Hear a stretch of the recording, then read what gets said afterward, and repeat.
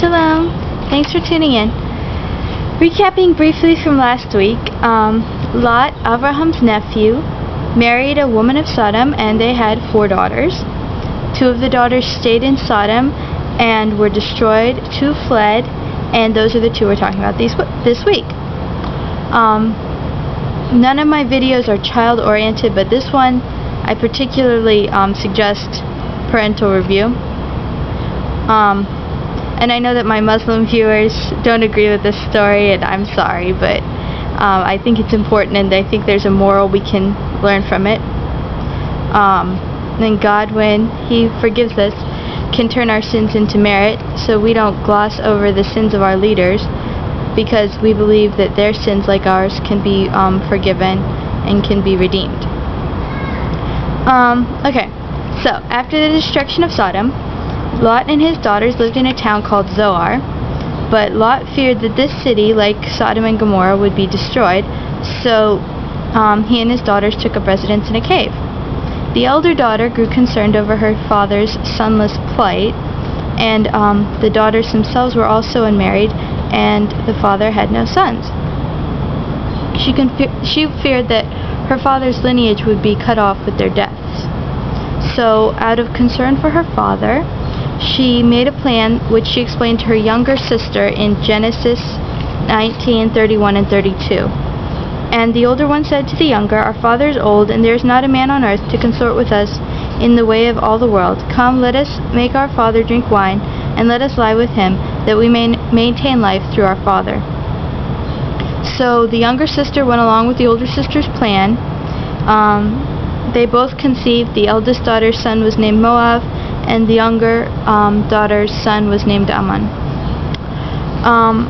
Deuteronomy 23 verse 4 says that no Ammonite or Moabite may enter the congregation of the Lord, even in the 10th generation. This means that we can't accept male converts from these 2 nations. However, because these 2 nations no longer exist, that's not a debatable issue in modern times. The point, though, that these people are cut off from God still stands. It would seem that despite the older daughter's desperate try to preserve her father's name, his name was still cut off. But in Ruth chapter 1 verse 4, we see that Ruth was a Moabitess, and Ruth 13 to 21 show us that Ruth was the grandmother of King David. As we know, there are many promises concerning the house of David, such as Jeremiah 17:25, Ezekiel 34:23 to 24, and Ezekiel 37 verse 24. So it would seem that there is a level of redemption for Lot's elder daughter through Ruth. And to a lesser extent, the younger daughter was redeemed through Rehoboam, whose mother was an Ammonite. The father was Solomon.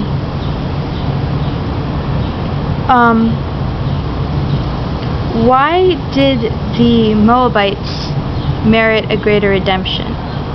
I think it was because the elder daughter tried to do what was right, twice maintaining in Genesis 19:32 and verse 34 that her goal was to maintain life and to maintain her father's name. Her motive was right, even though her actions were wrong. Therefore, she was redeemed.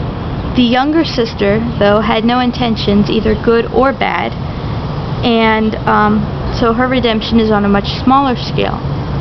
The reward or punishment for our deeds is based on the motives with which our actions were committed. Another interesting thing that I didn't write down but I wanted to note was that the older daughter, one of the things she said that's really interesting to me is she said that there were no men on the earth to consort with them after the manner of all the world.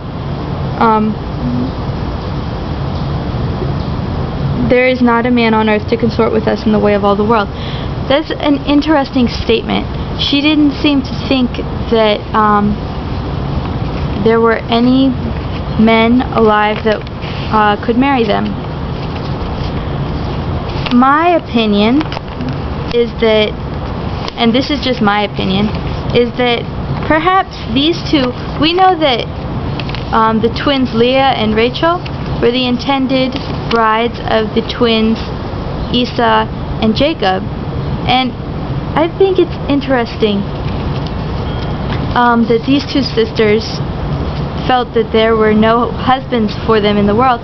And I'd like to say that perhaps they were the intended brides of the brothers Isaac and Ishmael. And just interesting, Ishmael was definitely more of a violent personality, and the older daughter was also the person with a plan, the person who always knew what she wanted to do.